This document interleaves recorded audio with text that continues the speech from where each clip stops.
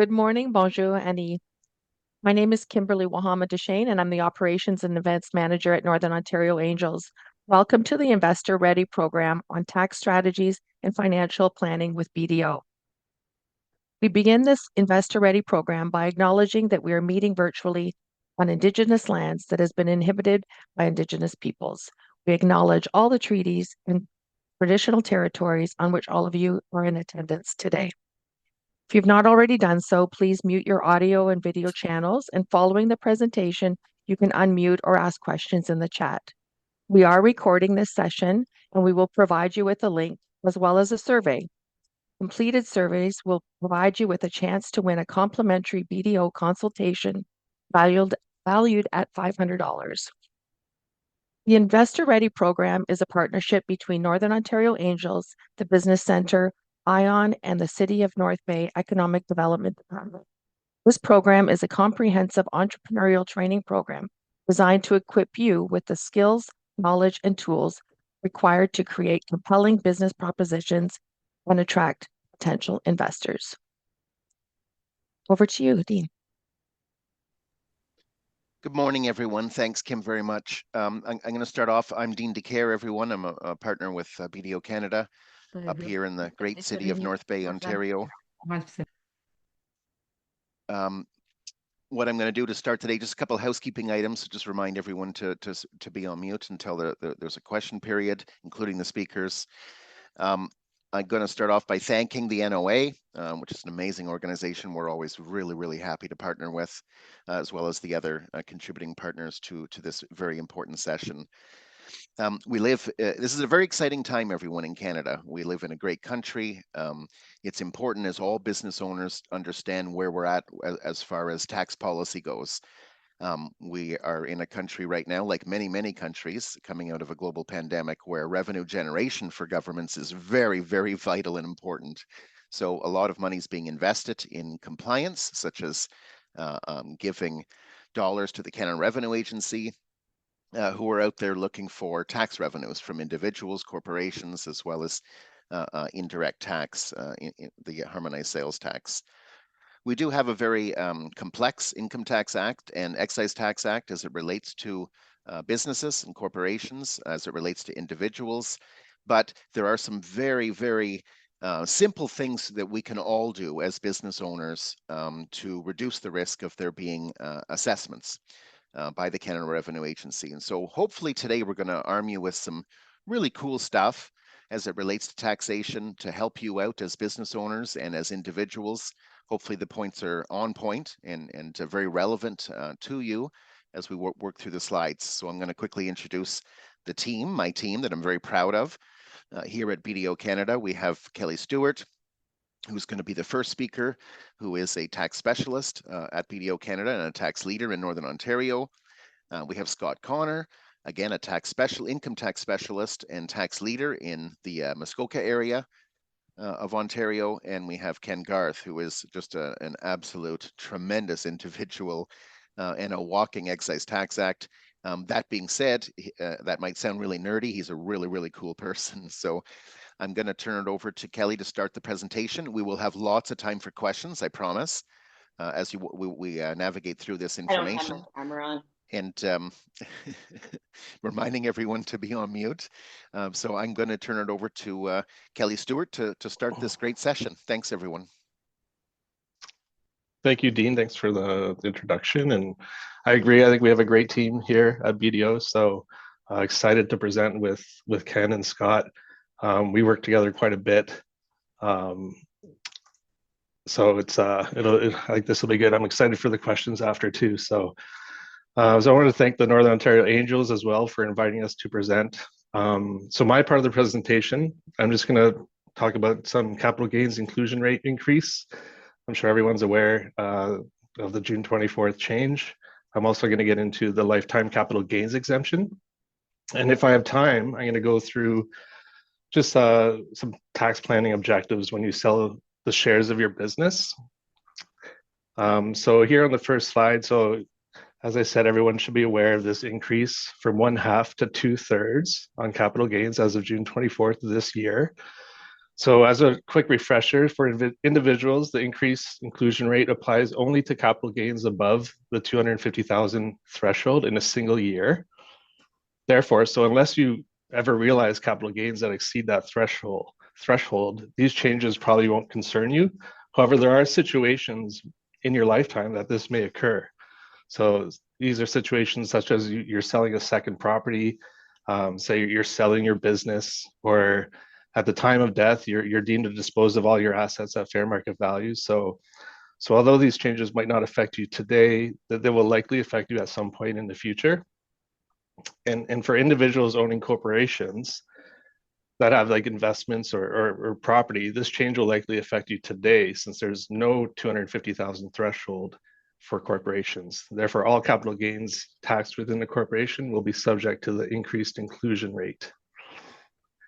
So the next slide, I don't want to scare everyone away. There's going to be a lot of numbers. I've highlighted the certain section. It's numbers for each province. I'm just going to be discussing Ontario, and I'll walk everyone through it. So don't worry.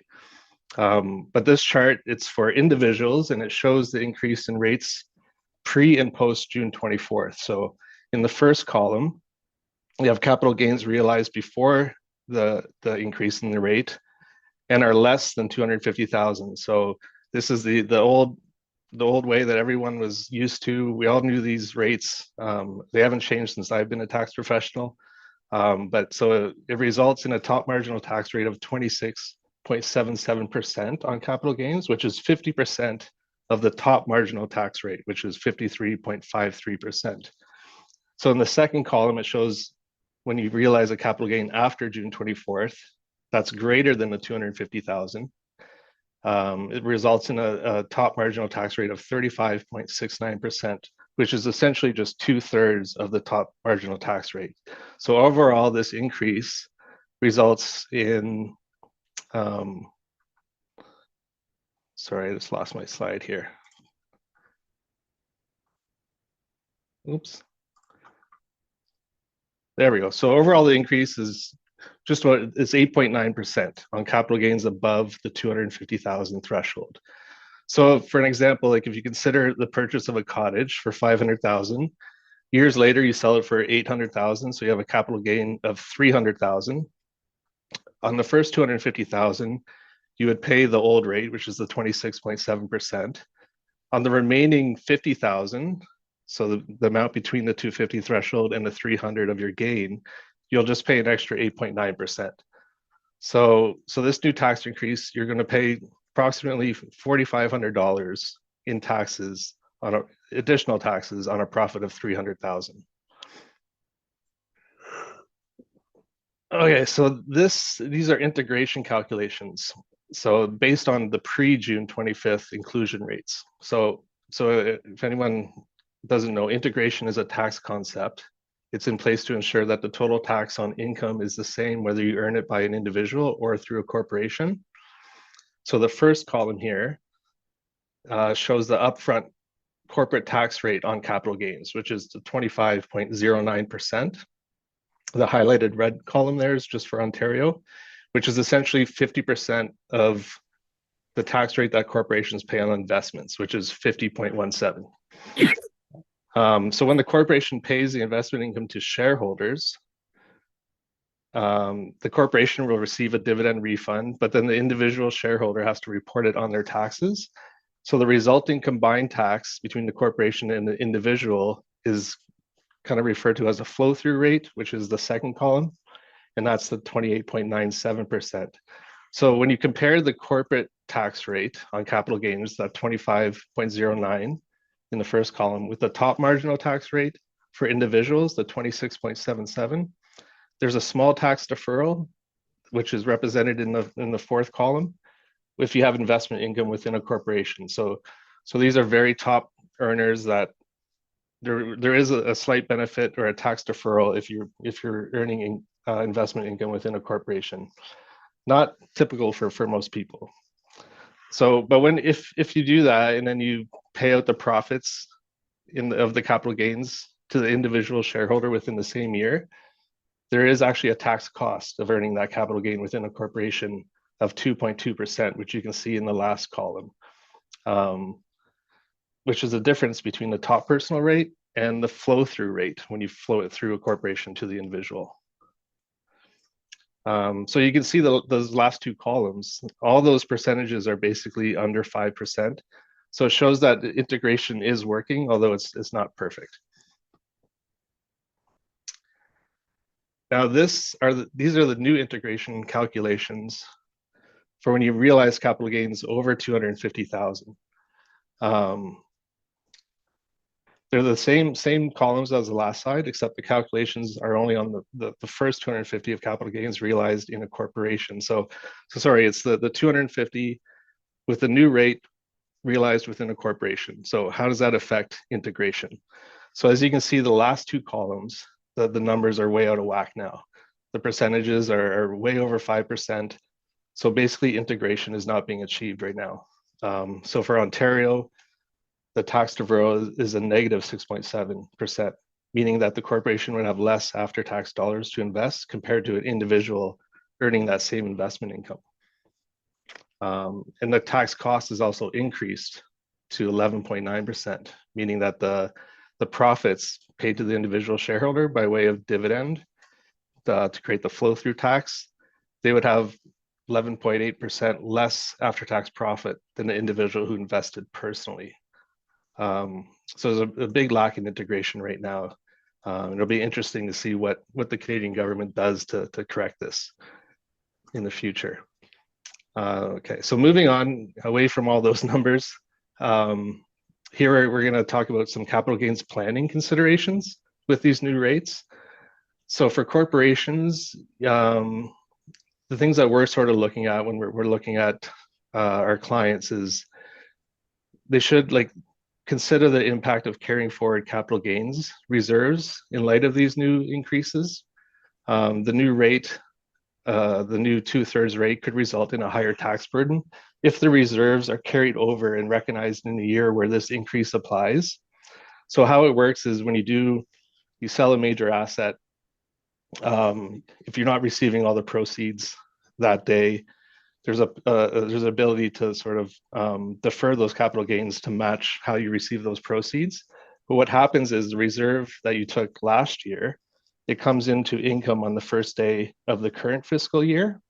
So you want to consider accelerating the recognition of those reserves before that June 25th date.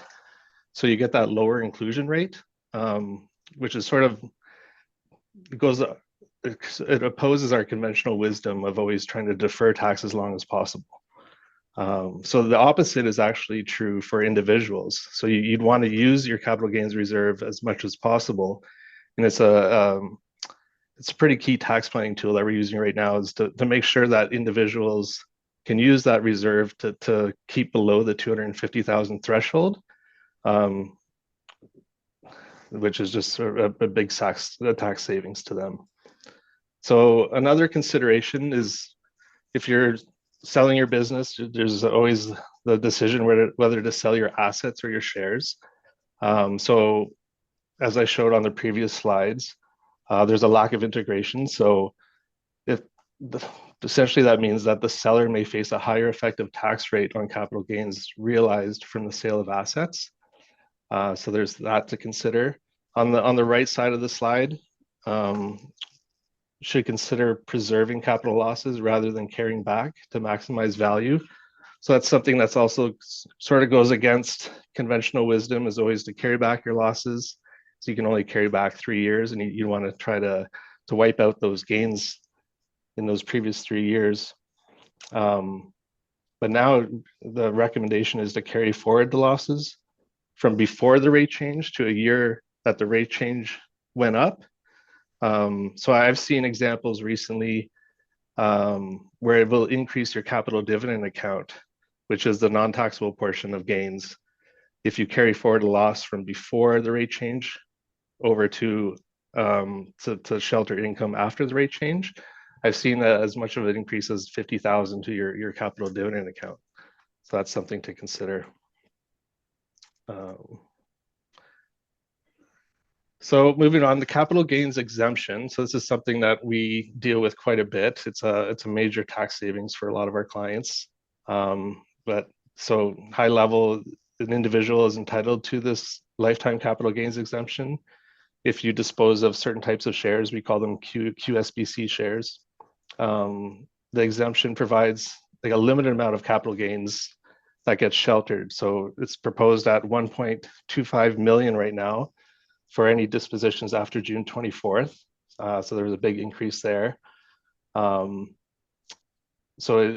it shelters quite a bit of tax. There is some AMT tax, AMT tax, which is outside the scope of this presentation, so I won't get into that. But I've seen some very significant savings selling private company shares with my time being a tax specialist.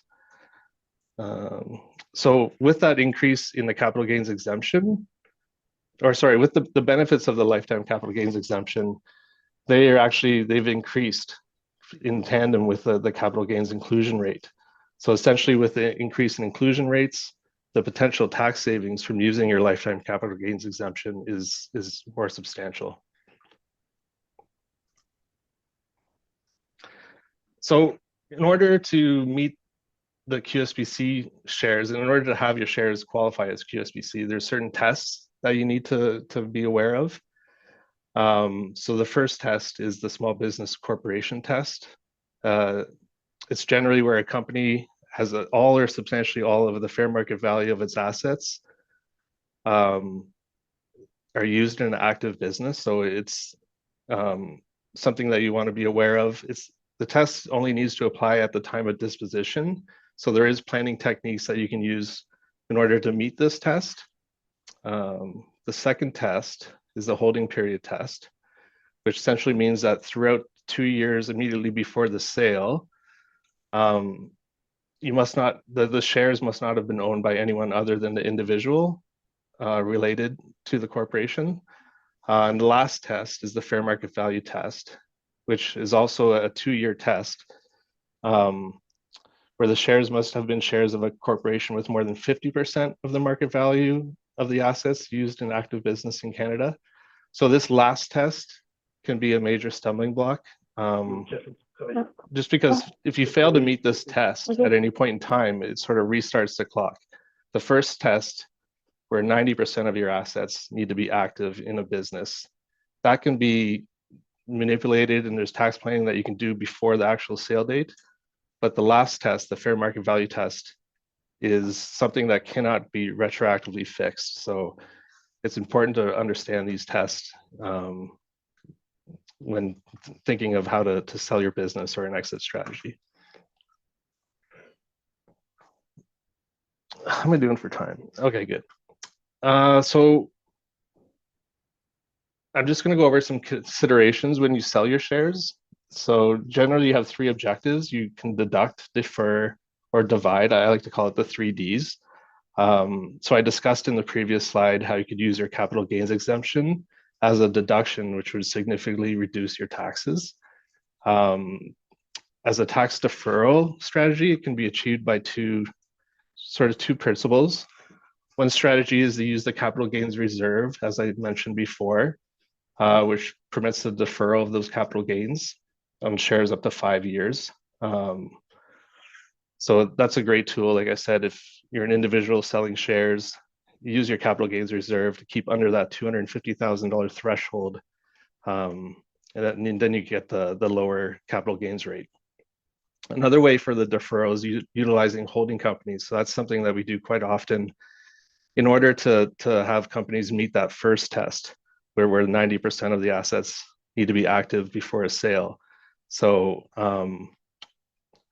because when you're selling a business, like the purchaser doesn't usually want to purchase a company that has assets that are not used in the business. So a lot of the times we use a holding company, and we can sort of spin out those passive assets on a deferred basis. There's certain other tax rules you need to be cognizant of, but it's a great tool also. And then the divide method is something that we're always trying to get into. Is something that you can use with like implementing a family trust. So you place shares in a family trust and you can name your various family members as beneficiaries.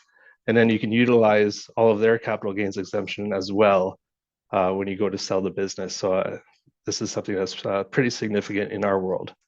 So that's it for me. I'm going to pass it on to Scott, and he's going to discuss some Canadian entrepreneur incentive that just came out with the budget. All right, fantastic. Thanks, Kelly. No problem. All right, so yeah, let's get into this Canadian entrepreneurship incentive. So as the slide says, the Department of Finance has released draft legislation to bring in this Canadian Entrepreneurs Incentive, which will essentially allow an individual to apply a 1/3 inclusion rate on certain properties and on certain capital gains from a disposition beginning in 2025, so starting next year. As Kelly just mentioned, the inclusion rate for capital gains essentially has gone up to 2/3, but for individuals in excess of 250,000 or the first 250s at half. So 1/3 is better than it's ever been. Um, so that was the April announcement, and then in August they brought out draft legislation to update several changes to the original April budget, and that includes an expanded eligibility criteria. The first release of information was a little didn't really apply to as many situations, and they've expanded it, and they've now accelerated a 5-year period that's going to phase into.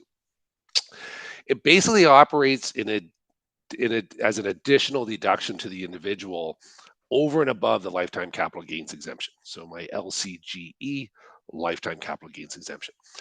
And as Kelly mentioned, the 2024 federal budget announced an increase to capital gains inclusion rates for corporations and trusts to 2/3, up from 50% or half. So capital gains was always, the best type of income to get. 50% was included in income. Now for corporations and trusts, it's 2/3, as mentioned. And as mentioned, it's similar to individuals, except the first 250 is still at 50%. Given the increase in the capital gains inclusion rate, the budget introduced this relief with the new Canadian Entrepreneurs Incentive that would allow essentially a taxpayer to apply a 1/3 inclusion rate to certain capital gains from the disposition of certain types of shares in their corporation. The incentive is subject to a lifetime exemption limit of $2 million. And let me just see here. And if they're in addition to any lifetime capital gains exemption that the individual may claim. So it's over and above. So the lifetime capital gains exemption is recently increased to 1.25 million. Okay, it's up from, it was being indexed there for quite a while, and it was more recently the index amount for 2024 was 1,016,000 and change. So in other words, if I sell the shares of my operating business corporation, I can get I will sorry, I'm just going to do something on my computer here. I'm just going to be there we go. In addition, with respect to, sorry, and the budget also included, the lifetime inclusion rate for lifetime capital gains is 1.25 million. Okay, so we'll go to the next slide. Some of that was repetition from Kelly's presentation, but hey, repetition is the greatest teacher. The key revisions in the budget that were mentioned, like I mentioned, came out in August, were right off the bat, the requirement that the shareholder be a founder of the business, they took that out. So it doesn't have to be the original founder. The minimum ownership requirement was that you had 10% of the votes and value of the shares of that corporation. It's been updated to 5% of issued and outstanding shares with full voting rights. So again, it might apply to more situations. The holding period test, so how long you had to own the shares for before you could get at this $2 million over and above lifetime capital gains exemption, the holding period dropped to 2 years.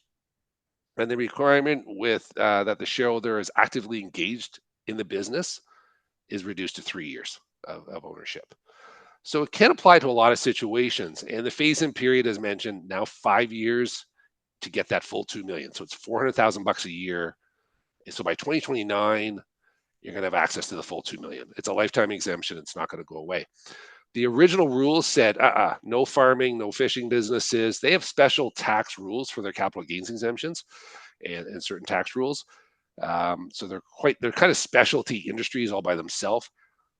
But the August announcement said, okay, we'll apply it to farming and fishing businesses as well. So now we have new tax speak in our language. And for those of you who I saw the comment, Canadian tax system sucks. Hey, it's not getting any simpler, right? Like I remember years ago somebody saying, "Oh, the Income Tax Act will just surely it'll get simpler. Like you're going to be out of a job, Connor, in no time. It's going to be so simple for taxpayers," and it's not. It's just getting more and more complex every year. So now we have this new term, qualifying Canadian entrepreneur incentive property, QCEIP. It doesn't exactly roll off the tongue, but it's a term now that Kelly and Ken and I get excited about. The shares, basically, if you've ever looked at the qualifying small business corporation test, when you go to sell your shares, get the capital gains exemption, which everybody gets excited about, it's basically similar to that. It's just a little more restricted, and we'll get into that in the next slide. Holding those shares for 24 months up to the date of disposition is critical to get at this new incentive, and it will only be QCEIP, a qualifying Canadian entrepreneur incentive property, if the individual can show they are actively engaged on a regular, continuous, and substantial basis for those 2 years. 3 years. So they're trying to target, a certain market with this. All right, so let's go on to who doesn't have this applied, who is not getting this.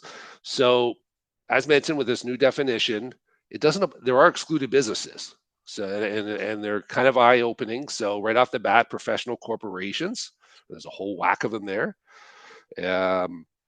Or if you provide consulting services. So you're not right in any of those particular professional corporations, you're out. You're not getting access to this capital gain. The government's not giving you a tax break.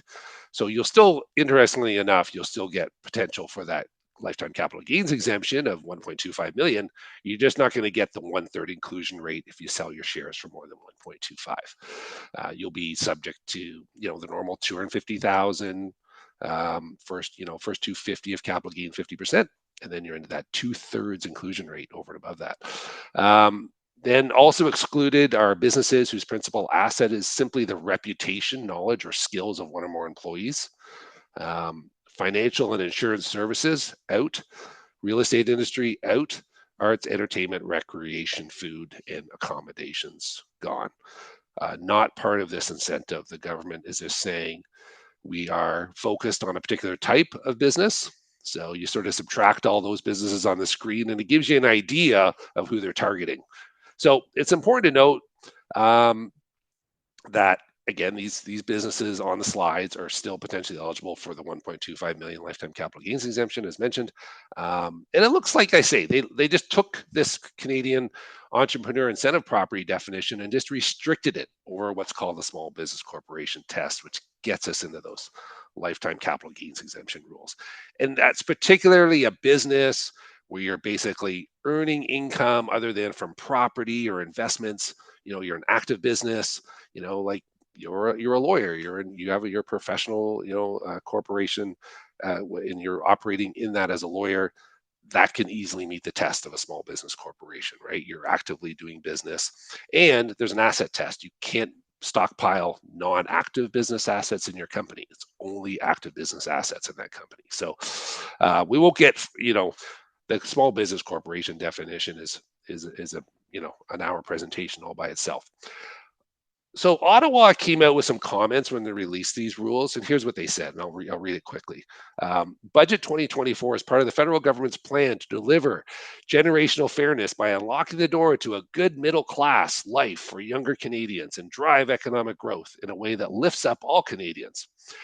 To encourage Canadian innovators to turn their ideas into growing businesses that create good jobs, the government announced the creation of the Canadian Entrepreneurs Incentive in this year's budget. When it comes to sell a business, to dispose of a business, this incentive would reduce the inclusion rate to 1/3 of a lifetime maximum of $2 million in capital gains. So that's what they're aiming for. That's why they release these types of rules. And so numerical example. All right. So we'll do a little bit of math. It's not too bad. And it's a fairly, so let's just see how this applies. So in other words, we have a capital gain of $1,650,000. What would the individual's taxable income be? What's hitting their income? So we have Olivia Ashley. She has this thriving business. She meets all the criteria after talking to BDO that her shares are qualifying entrepreneur incentive property. Okay. She negotiates this deal. She does the calculation. Here's what I paid for my shares. Here's what I'm selling my shares for. And she comes up with this $1,650,000 capital gain, along with her BDO advisors helping her with that. Set to close in 2025. Okay. So, and Olivia has never claimed the 1.25 million before in the lifetime capital gains exemption. So what is her taxable income? Well, first off, we're going to eliminate 1,250,000 of capital gain thanks to the lifetime capital gains exemption. So that leaves just 400 grand.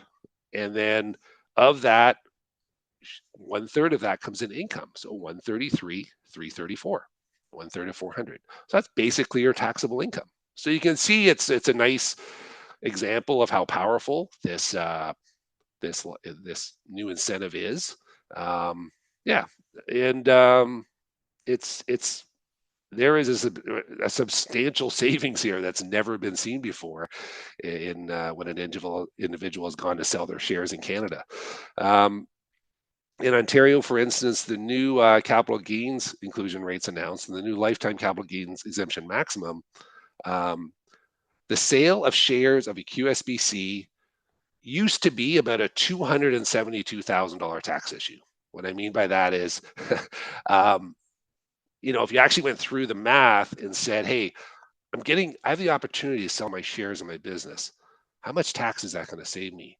And then we would do the calculation, and potentially, in a couple of slides ago, I showed that just over that, or mentioned that just over $1 million in capital gains exemption. That equates to about $272,000 of tax savings. Now, though, it is a $446,000 tax savings issue when you go to sell your shares in a business in this province. So, in other words, if you fail to meet the qualified small business corporation test, this $1,250,000 of capital gain that used to be wiped out by the lifetime capital gains exemption all comes in potentially at 2/3 of an inclusion rate. Okay, and that's where that $446,000 of tax is hitting your tax return. So it's never been more it's never been better for the taxpayer to sell shares in this province potentially.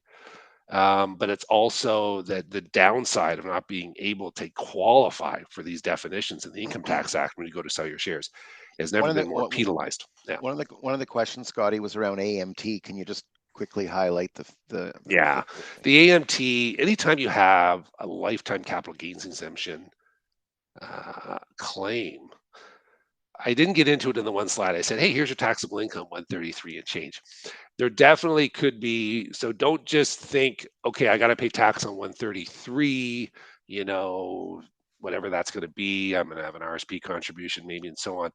There likely is that large a capital gains exemption, alternative minimum tax is going to be a factor. Now, AMT is just an extra or a side calculation of tax in this country that's always been there. But it will kick in when the individual taxpayer has deductions like the capital gains exemption. All it means is they pay a bit more tax in the current year. And then that balance that makes up your total tax calculation, if some of it is alternative minimum tax, it will carry forward in a pool up to 7 years for the individual to continue to make income in this country, pay tax on it, and they'll be, oh, you get a credit now. We're gonna give you back some of that tax you paid in the year of sale. So, and going forward, I haven't seen, this will be the first year the AMT rules have changed, and now it is a little more penalized. The numbers are going to be a little bigger than we've seen in the past. So, yeah, exactly. AMT is always a factor when you sell your shares. Good point. All right, so then, so the Canadian entrepreneurship incentive has come along, offered additional tax savings to an individual in this country, maxing out in 2029. And remember, individuals get that 250 annual limit at the 50% inclusion rate before they get into the 2/3. Key takeaways is just and sort of wrap it up on this Canadian entrepreneurship incentive. When we get into a share sale situation, there's going to be also the use of a capital gains reserve. So if you're not collecting all your proceeds in the year of sale and you want to defer some of the capital gain, using the reserve on a sale transaction to utilize the $250,000 annual limit for an individual might come into play as well. Staggering the sale of your shares over a couple of years just to maximize your annual increases in the limits, because we're not getting to that $2 million limit until 2029. But all that is, of course, we want to be mindful of the practicality of that in the sale process, right? We don't want to lose a good deal because the tax tail is wagging the dog too much. We want to our seller of shares to maximize their income, but there is the ability in this current year and the future years to come before 2029 to maybe stagger. So that's just some planning points. And my last slide at Scott, I think we might want to just skip this last slide and not a problem, and transfer it over to absolutely Ken, so you can enlighten us on some HST all right, sounds good topics here.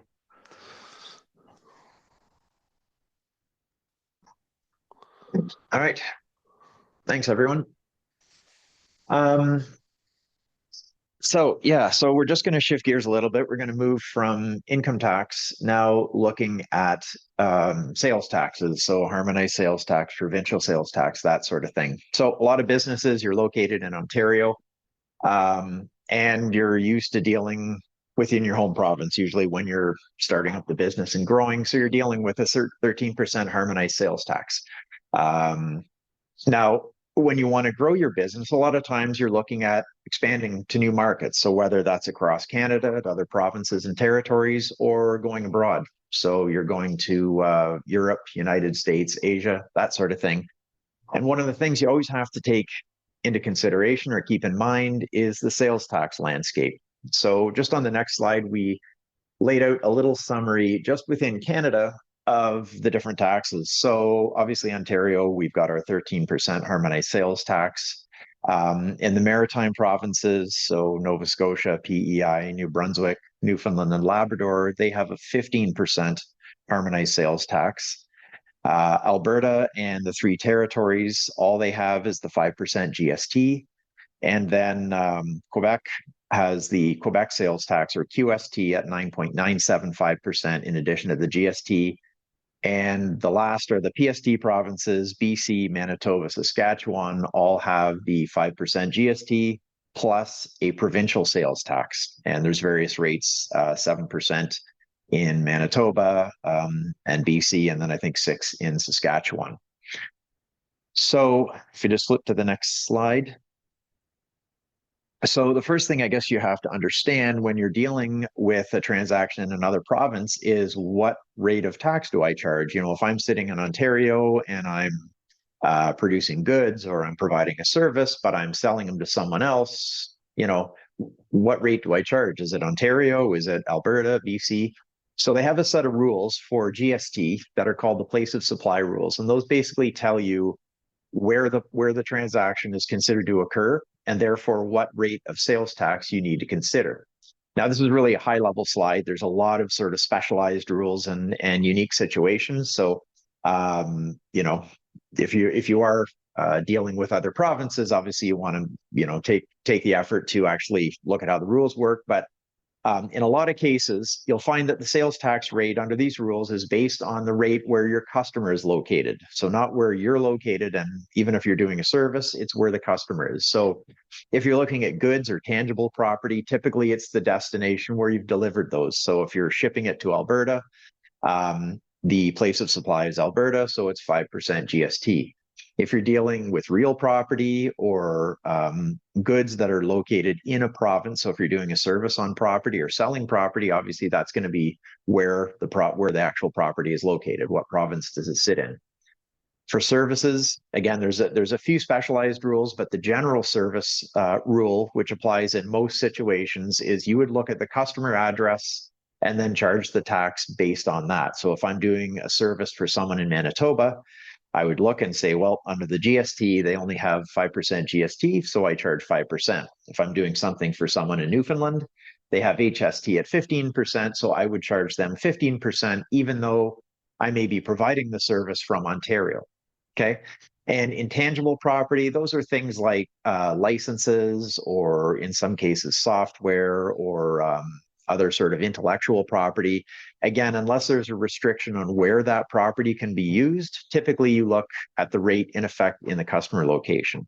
So it's just important to understand how you determine what rate you need to charge. There is a publication, I just noted at the bottom of that slide, it's called B103, and they're updating it with some new memoranda as well. And they go through, it's in very sort of readable format. They have a lot of examples and all the special rules. So I'd refer you to that if you're undertaking any transactions in other provinces.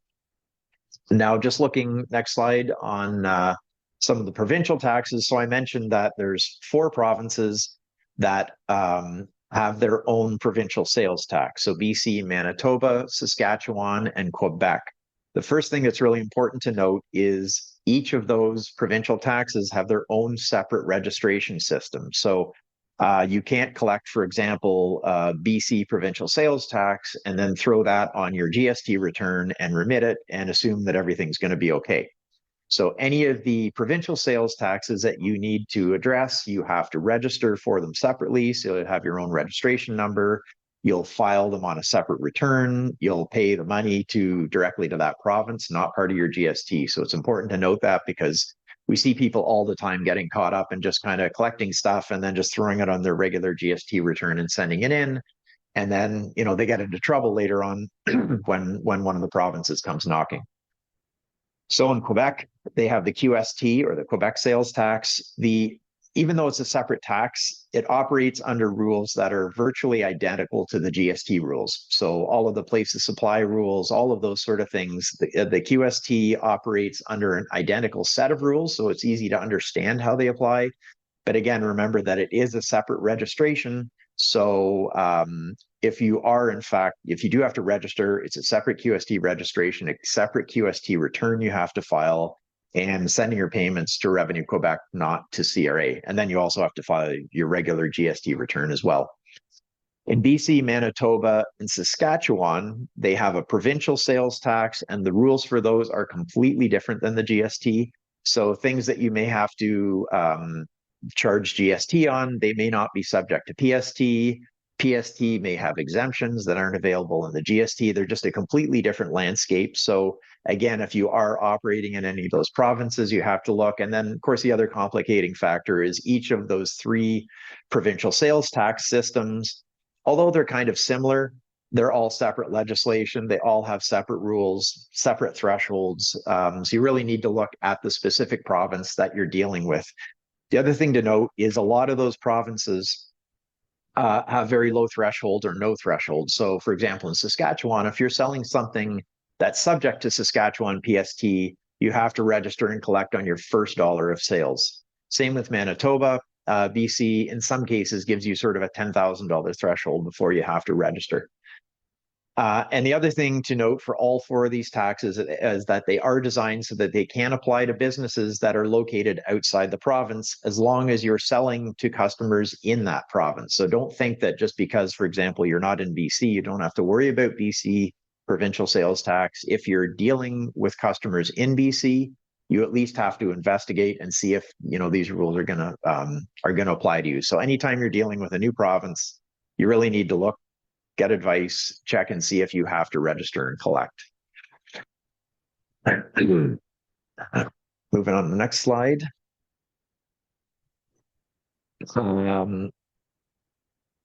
Yeah, waiting for the slide. There we go. Okay. And so the other situation is maybe we're selling outside of Canada. So you've got customers in the US, you've got customers in Europe. In a lot of cases, when you're dealing with non-residents, a lot of the sales to non-residents, whether you're selling services or whether you're selling goods that you're exporting, you're shipping them out of Canada, in a lot of cases, those are taxable they are taxable, but at a rate of 0%. So they're called zero rated goods. So when your non-resident customer gets the invoice, in fact, there's no GST or HST showing as being collected. Now, the importance of it being taxable at a rate of 0% versus exempt, like healthcare services, is that you can actually claim an input tax credit for any inputs that you incur. So if you buy inventory in Ontario, you pay HST, you can claim an input tax credit. Then when you turn around, sell those goods to someone in the US and you ship them out of the country, you don't have to collect sales tax. So it's completely relieved from taxes altogether. Again, there are a lot of situations or exceptions. So for example, if you're selling goods to a non-resident, but the goods actually remain in Canada because maybe you're shipping them to somewhere else within the country, quite often you can't zero rate them. Or if you're doing services relating to property or goods in Canada, again, situation where you may not be able to zero rate them. But just it's important to know that you may not have to charge sales taxes on a lot of supplies when you're dealing with non-residents. And just one other set of rules that I wanted to highlight. Again, if we're looking at, on the next slide, we're looking at businesses that maybe we're looking at growing our business. So perhaps we're looking at buying up a competitor and expanding our business, or perhaps we want to start a new service offering or a new product offering, and there's another business out there that has that. Maybe you want to acquire them.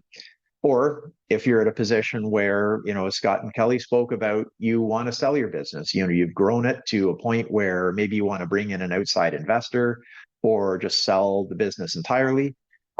Maybe you need to go out and issue shares or debts to get financing to expand your business.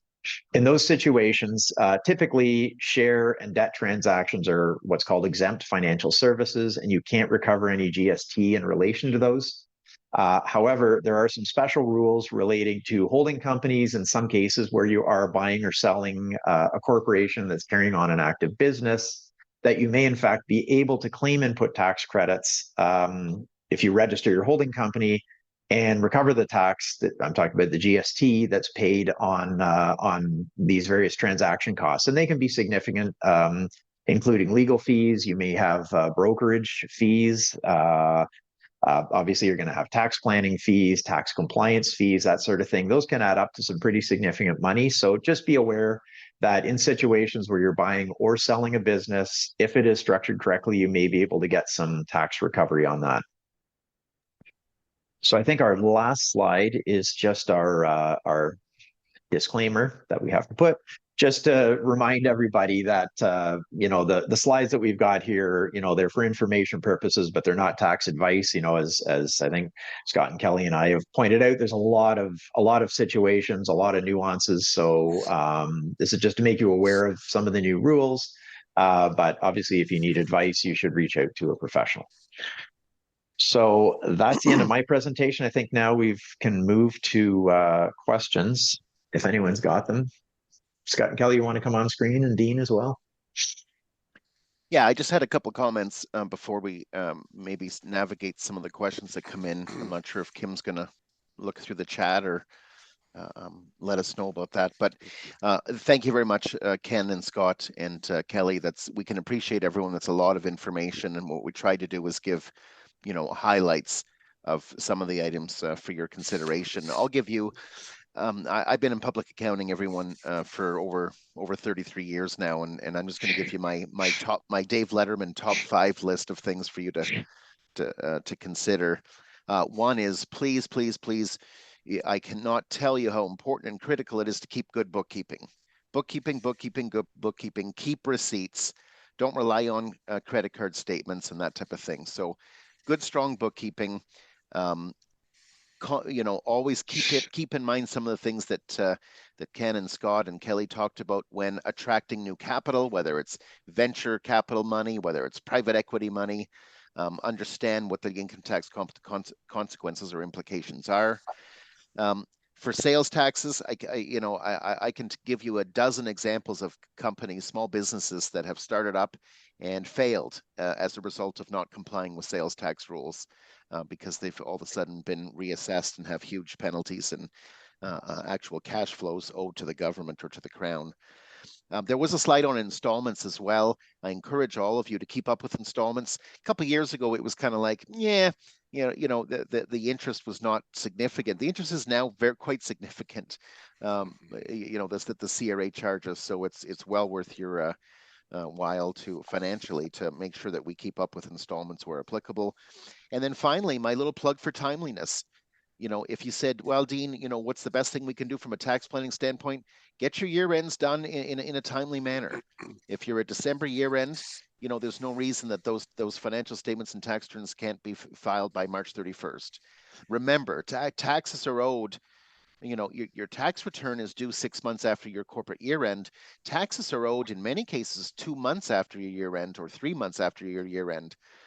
So it's really, really critical to get your accounting together, get your bookkeeping together, get your year end to your, whoever you're using to help assist you with the preparation of financials and corporate tax returns and things of that nature. And the savings of doing it in advance are quite good. Dean, we have a question in the chat. Advice on bookkeeping software or any tips? So any comments by any of the tax panelists? No, that was a joke. I don't think any of the three of them are going to comment on that. So I will give some advice right now with regards to that. There are a lot of platforms that are outstanding, that are out there right now, everyone. The most popular one appears to be QuickBooks Online, which is a huge change from when I first started in my career because QuickBooks was one of the weaker software packages, and I'm okay to say that. Right now, it's probably one of the stronger ones. So, I don't sell QuickBooks or anything of that nature, but what I'm seeing is QuickBooks Online is certainly a superior platform at this point, allowing for flexibility, taking advantage of changes in technology, etc. The Sage platform still works for a lot of people. And then as you become more complex and your ERP or your enterprise resource, when your overall needs of your corporation increase, then you can move to things like Nav and Microsoft and some of the larger platforms. So certainly please reach out to your professional to discuss those items. But right now, if you're if you have sales less than $10 million and you have less than 50 employees, you may want to look at QuickBooks Online as a really good option for you. Okay, thanks, Dean. We also have a question. Would owning driving schools fit into the QCEIP? Scott Owning Connor. driving schools. Well, I don't see it as an excluded business. I mean, these rules are new, right? I mean, there's going to be more commentary coming out. Eventually, there'll be tax cases on if it fits the definition. And so, yeah, I don't see why a driving school. Now, principal asset, is it the reputation, knowledge, or skill of just one person, one employee? Yeah, so I think there'll be more comments because there's a lot of excluded businesses when you think about it. So yeah, you look at the assets, you look at it. I mean, clearly to me, it's trying to say, hey, if you're a manufacturer in this country, we've got an extra $2 million of capital gain incentive because you meet all the criteria of you're the type of business we want to give you. Your business produces jobs. It produces. You're not just selling the reputation or knowledge of an employee. You've got this whole process. This business provides all these great jobs. That's clearly what they're going after. They're really encouraging that industry, I think. That's right. Yeah. Okay. So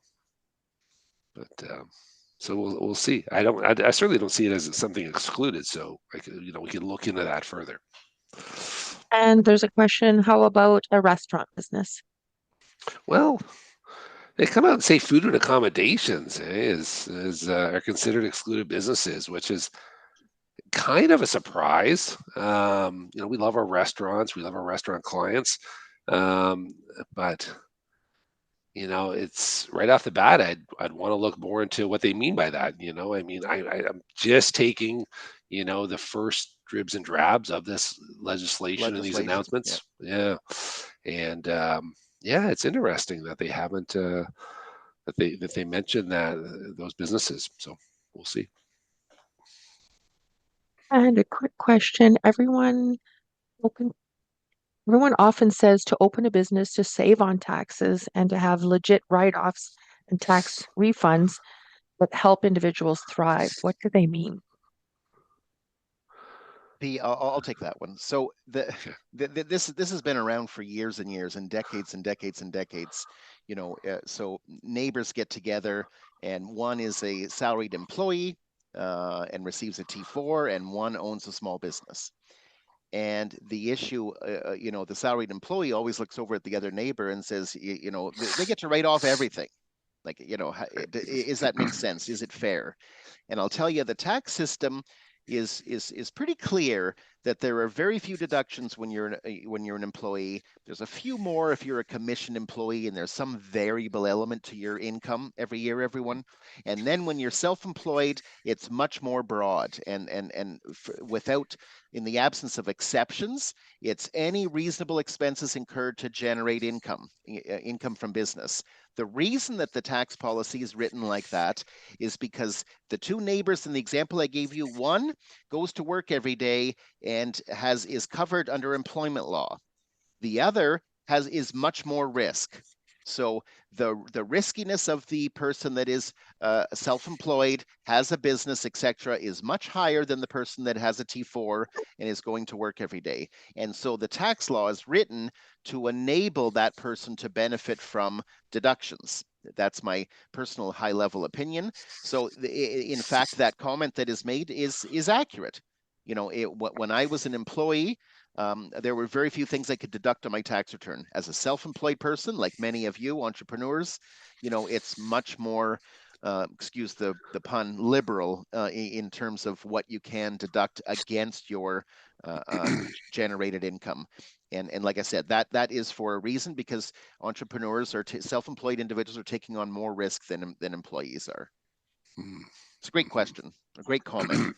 Yeah, Although I don't believe we've ever incorporated someone just to get more deductions than they were before. So that's a good point. Yeah, it's being usually us. the main concerns Yeah. are tax deferral, because the integration, you want to be able to hold those profits within a company if you don't need them, and to reduce your tax liability. Oh yeah, if the question was specific to incorporation, then that's a little different. If the question was, I'm an employee versus I'm self-employed, then my comments are again, high level examples of why people do it. In And terms of incorporating, Kelly's exactly right, everyone. The biggest thing with a corporation is deferral. It allows you to generate profits and slow the tax that's paid to the government by building profits inside of a company. Scott, you want to say something? yeah, I was just going to add too, if sometimes we get this question, if I became a subcontractor to my employer, would that be better from a tax Yeah. position? And there's a lot of non-tax issues there though. Like if you're $100,000 subcontractor, say you're an electrician, full-time electrician doing work for this one client, or an employee, it's not necessarily going to open up the door to a lot of deductions for you as a sole proprietor. But you definitely could maybe, certain capital assets like that go beyond motor vehicles are a little more tax deduction friendly when you're a self-employed person. But keep in mind, you're paying your full Canada pension plan premiums. You don't have the comfort of the EI aspect if something happened to your job. You also got all the excess administrative hassle of bookkeeping we just mentioned. And it is a Understate that. hassle. It is being getting your HST returns done. You don't have to worry about that as an employee. Now you're doing well over 30 grand. You're going to be subject to HST. All these things, yeah, you could in theory, and maybe you're going to bill a bit more. Maybe you're going to have a few more customers, but it's the whole package you got to look at and have that mentality of being a self-employed entrepreneur. As Dean said, getting up every day, you're facing the world, you're facing the risk. It's a different mindset, right? And yeah, for tax, it's a little more lucrative, but oh my gosh, way more administration than being an employee. So So like if you're not going to earn, if your gross revenue coming in the door isn't going to change, it's probably not going to be worth it. So Good point. but Okay, Kim? well, thank you so much, Dean and Scott, Ken, and Kelly. This was a very informative presentation, and we appreciate your participation. We will be sending out a survey, and everyone would have a chance to win a complimentary BDO consultation valued at $500. So be sure to complete the survey. And our next presentation is next Thursday at the same time on the 17th, and it'll be a session on intellectual property by Smart and Bigger LLP. So thank you so much, everyone. We will have a wonderful day, and we'll see you next week. Thanks again. Thanks, Bye, everyone. everyone. Thanks, take everyone. care. Bye. Thanks everyone. See ya. Thank you. Thank you.